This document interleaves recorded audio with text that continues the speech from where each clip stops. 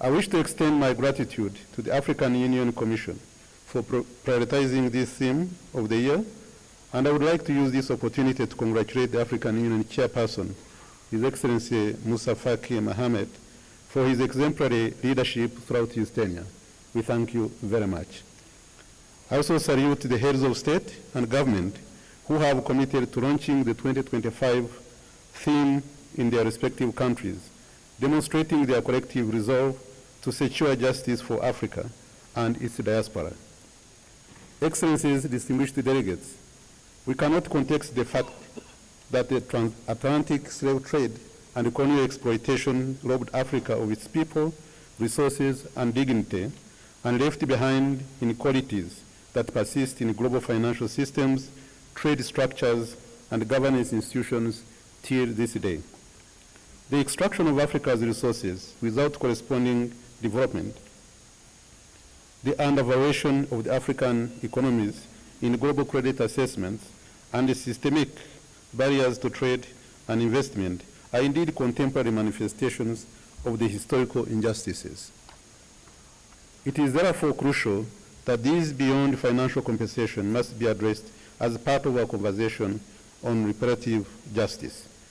Excellencies, distinguished delegates, Africa's current global financial standing reveals the stark inequalities it faces. The continent possesses 30% of the world's mineral reserves, including 40% of the gold and up to 90% of its chromium and platinum. It also contains as much as 65% of the world's arable land, yet Africa accounts for less than 3% of global trade and only 1% of global manufacturing output. Furthermore, in 2023, for example, intra-African trade stood at just 16% compared to the intra-European trade at 68%. Moreover, it is unjust that the entire African continent has an IMF shareholding equal to one of a single country, Germany. These disparities are not just due to lack of economic potential, but to entrenched structural barriers that keep Africa in a cycle of economic dependency. Distinguished delegates, in addition to this, the injustice extends to Africa's credit ratings, which are dominated by external agencies that sometimes apply unfair and subjective assessments to African economies.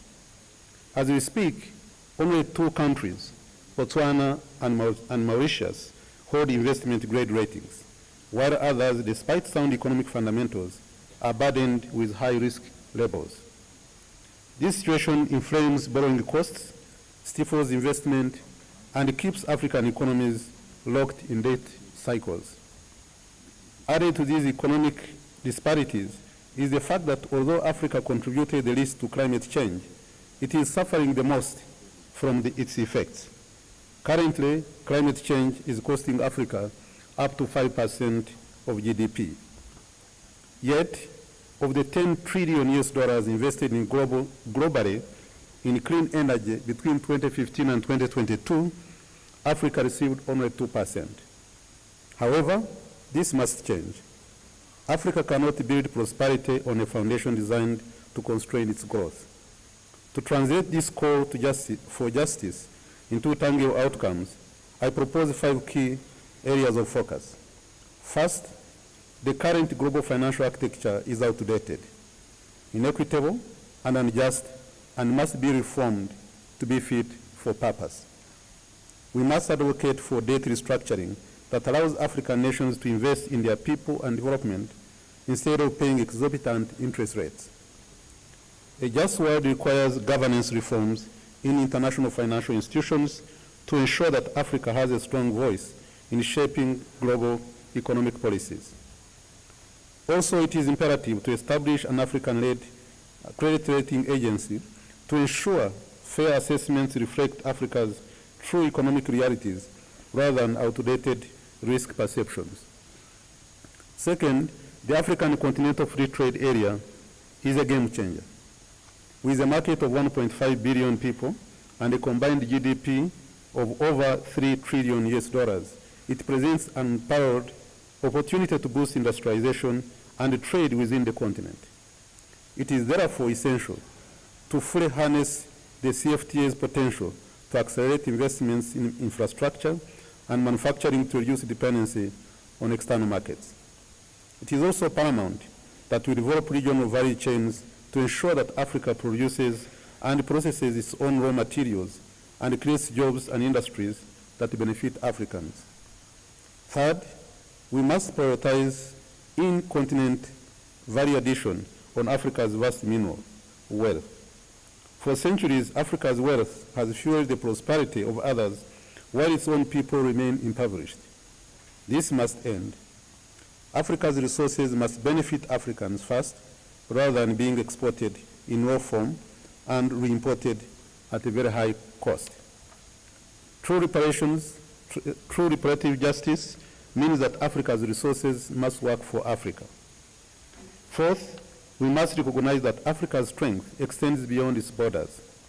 In this regard, the African diaspora, which is connected to the continent through historical injustices, must be a key partner in our development. To this end, we must foster economic and cultural partnerships with the diaspora through investment platforms and heritage initiatives, such as the establishment of scholarships programs for descendants of enslaved Africans to reconnect with and contribute to Africa's development. Furthermore, we must reclaim our identity and history by demanding the restitution of stolen African artifacts and cultural heritage. Finally, the forced movement of our ancestors centuries ago must now be countered with the freedom of mobility. We must accelerate the African integration because a fragmented Africa can never reach its full potential. This requires that we implement the Africa Protocol on free movement of persons to facilitate trade, knowledge transfer, and cultural unity, and strengthen regional economic cooperation to enhance resilience and shared prosperity. Excellencies, the injustice of the past must no longer define Africa's future. We have the tools, the resources, and the will to reclaim Africa's agency, and the ECA remains steadfast in our commitment to work with you and bridge the gap between Africa and the diaspora, reclaim our economic sovereignty, and secure a future where all Africans can live with dignity and prosperity. I thank you very much for your kind attention.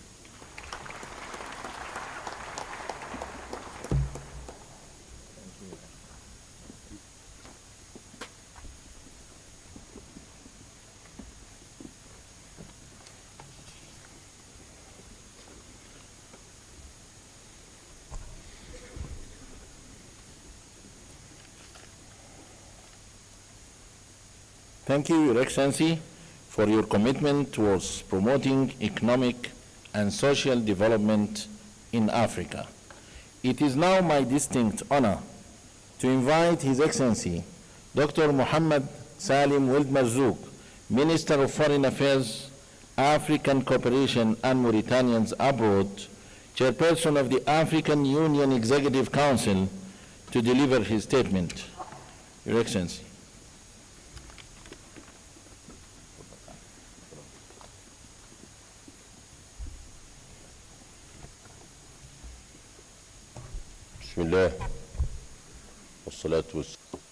In the name of Allah, and praise be given unto His Messenger. Excellencies, members of the Executive Council of the African Union, my learned and esteemed President of the African Union, Mr. Gatete, Excellencies, Honorable Permanent Representatives, Ambassadors, and members of the Diplomatic Corps, as well as representatives of member states, the Right Honorable Directors within the bodies of the African Union, ladies and gentlemen, may I, at the outset, extend my heartfelt gratitude on behalf of you all to the people and government of the Federal Republic of Ethiopia for the very warm hospitality and kind welcome that was extended unto us ever since we set foot in this beautiful land. So I also wish to commend the performance of the Honorable Musabake Mohammed, who is the President of the African Commission, as well as the members of the Commission who have attended the most recent edition of the Executive Council for their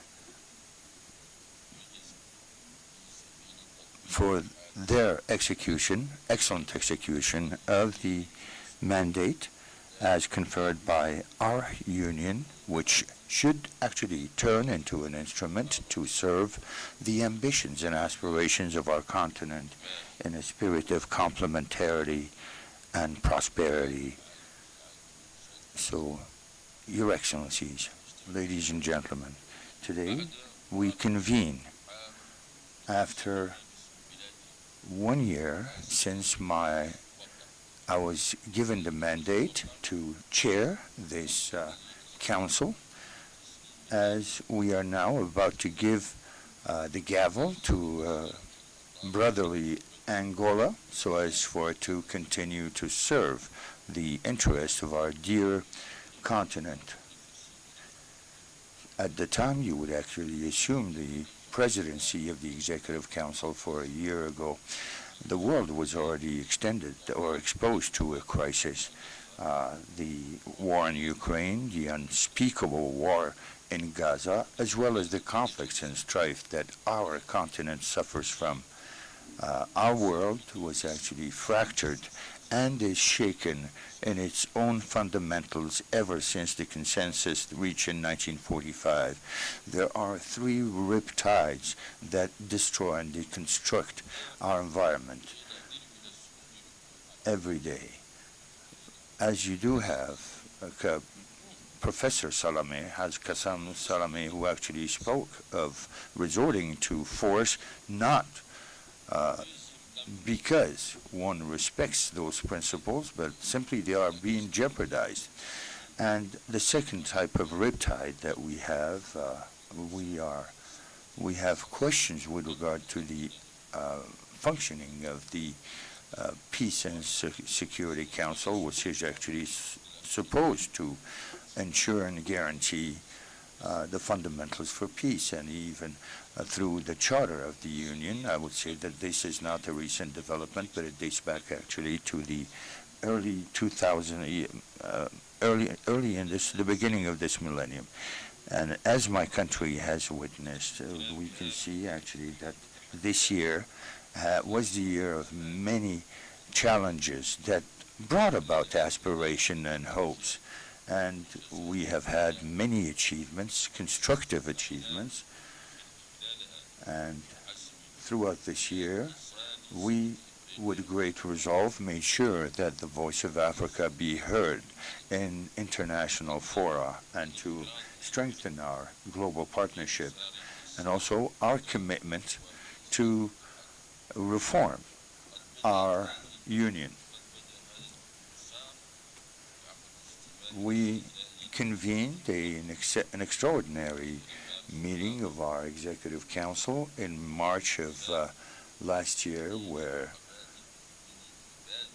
we had actually to adopt the new principles that will direct our execution of those resolutions adopted by our Executive Council during the 12th session of that was held with regard to alternation, as well as to the reform of the 5 regions that we have within our union.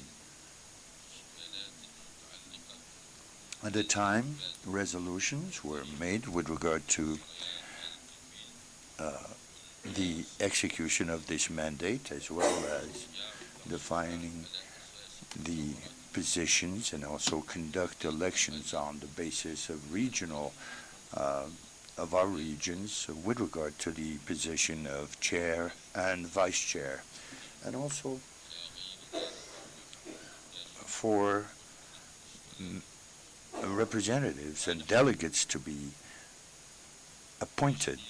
And now we are actually reaping the fruit of such efforts by holding very clear elections so as to elect a new leadership for our commission. In November of last year, we also convened an extraordinary meeting in order to address other issues that were without solutions so as to assess the competences within the African Union or the SACA operation. And this meeting has actually led to the constitution of a restricted committee that is to ensure that this mandate be dispatched and also be executed further to the resolutions that were made by member states so as for the Commission to strengthen its performance.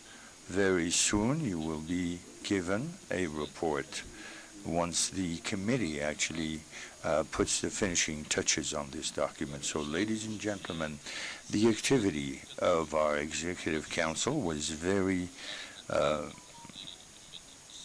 sustained throughout last year, and through the Nairobi delegation we actually held a meeting for ministers of agriculture, and also during our ordinary meeting in Accra, and also to take part in the extraordinary summit in Kampala with regard to the agricultural reform program.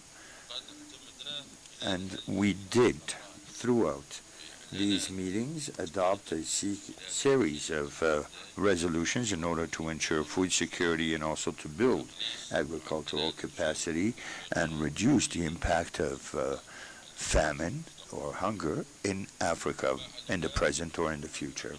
And we have also worked in earnest on implementing the Peace Fund and made sure that the African Union would be able to take effectively part in the G20.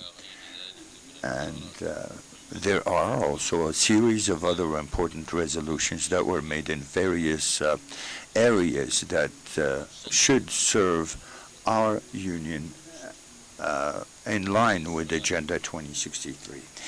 So, in this regard, we had to strengthen our relations with our international partners and therefore defend the interest of our continent in international and global fora. And these were most of the efforts that were engaged throughout last year. We had the ministerial meeting of the Tokyo International Conference on African Development, TICAD, within the Japanese capital, the city of Tokyo, and that session allowed us actually to assess cooperation from year 2021 until 2024, and also prepare the 9th summit for this very important partnership, which is to be convened in the city of Yokohama in Japan. The also African-Turkish conference in Djibouti that was held in November last year, whereby we reviewed and assessed of the strategy, our joint strategy for the years of 2021 until 2026, as adopted by the African-Turkish summit, which was held previously. We also had the first session of the Russian-African conference that was held in November of last year in the city of Sochi. The meeting of ministers of foreign affairs of Africa with Scandinavian nations, their counterparts from Scandinavian nations, along with members of the G20 in the margin of the ordinary General Assembly of the United Nations. And we were keen throughout such meetings.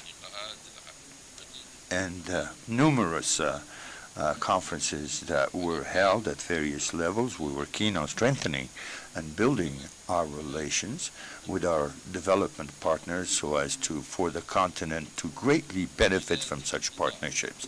And I would say that in this regard, I did take part in your name in a number of roundtables as well as meetings on the issue of migration, climate change, and others, and I have met with dozens of ministers of foreign affairs from the entire world, and I have always tabled the African the challenges being faced by Africa with regard to climate change in Africa, and also how to address the issue of migration and to reform the international or the United Nations Security Council as well as the World Trade Organization.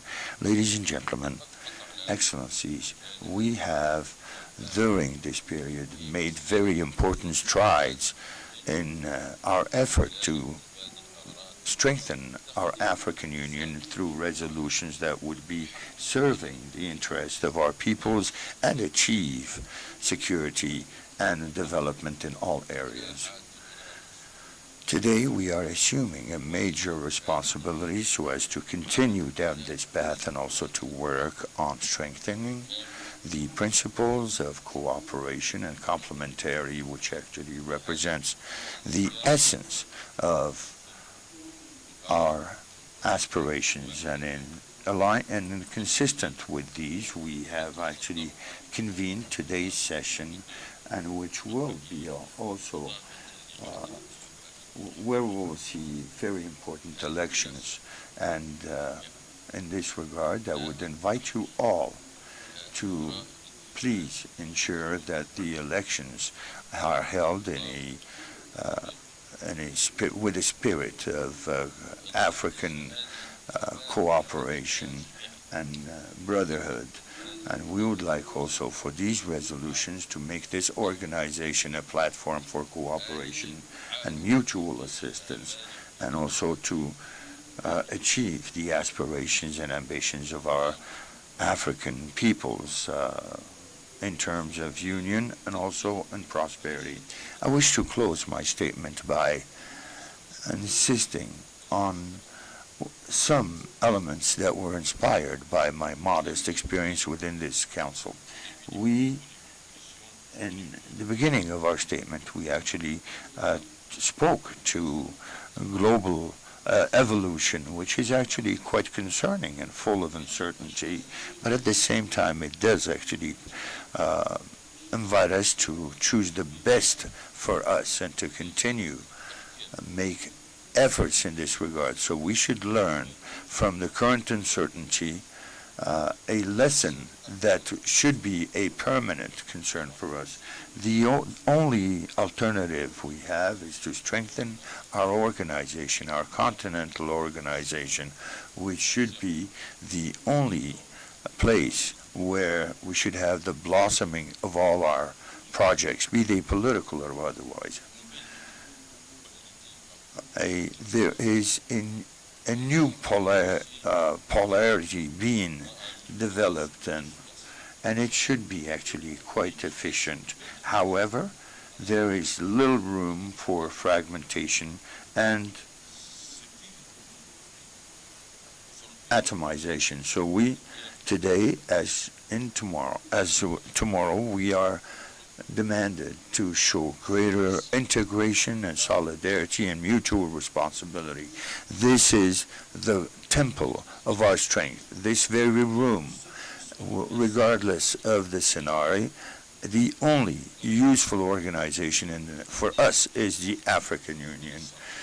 Africa will never be strong should this assembly not address all of the ideas that were championed by the founding fathers, and we have the responsibility to turn them into reality. So we should seek the most effective ways to continue to work on convergence, because this is what the matter consists in. We need to work on developing the wake of convergence, as Mr. Musa had said, and we should do so while respecting the letter of our text. We need to work on this harmony that should serve as a source of our strength. Time is short, and we have to make advances at the pace that will allow us to bridge as soon as possible the gaps that we have with others. So unity, solidarity, and wisdom must be the true levers for all of our efforts here, and this is also what is at stake in our collective odyssey. I thank you all, and peace be upon you, and I bid you successful proceedings.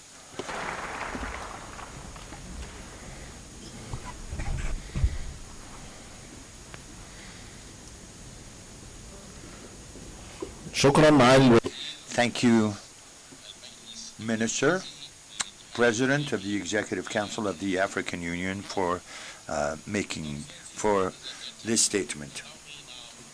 To move to the arrangement of the family photo, while calling the rest of the respective delegates to remain in their seats to ensure the smooth organization of the family photo, allow me this time to call honorable heads of delegations in a staggered manner to proceed to the photo session location to avoid overcrowding. Allow me first to call distinguished ministers and heads of delegations from Liberia, Libya, Madagascar, and Malawi. Please follow our protocol team to the family photo session. This direction. There is only one gate going to the family session. Distinguished ministers and heads of delegations from Cape Verde, Cameroon, Central African Republic, Chad, Comoros, Congo, Cote d'Ivoire, Democratic Republic of Congo, Djibouti, Egypt, Equatorial Guinea, Eritrea, Swatini, The Gambia, Ghana, Guinea-Bissau, Kenya, and Lesotho. Please follow our protocol team to the family photo.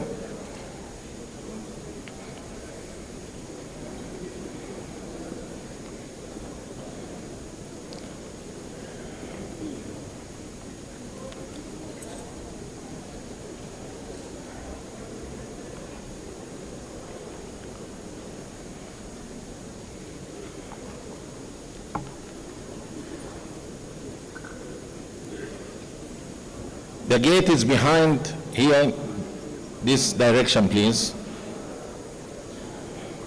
Distinguished ministers and heads of states and delegation, heads of delegations from Sierra Leone, Somalia, South Africa, South Sudan, Tanzania,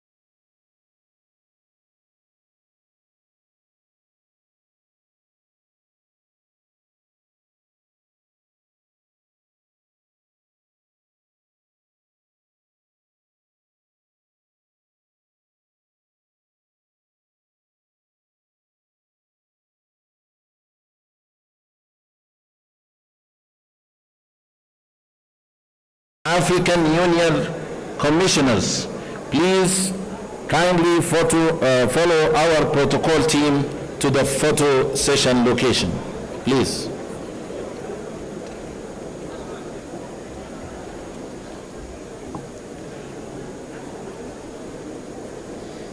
This direction.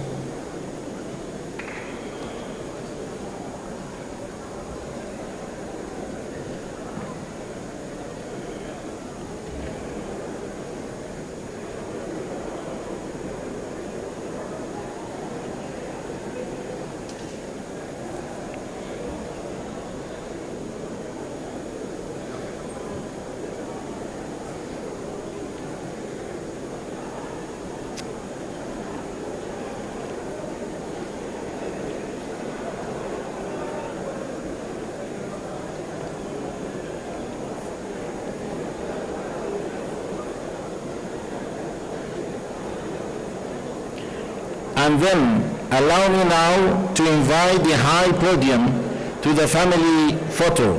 Distinguished African Union Commission Chairperson, Minister of Foreign Affairs, African Cooperation and Mauritania Abroad, and Chairperson of the African Union Executive Council, Your Excellency Minister of Foreign Affairs of the Federal Democratic Republic of Ethiopia, Your Excellency Under-Secretary General and Executive Secretary of the United Nations Economic Commission to Africa, and Your Excellency African Union Commission Deputy Chairperson, please allow me to take you to the family photo session location. Thank you. You go, come.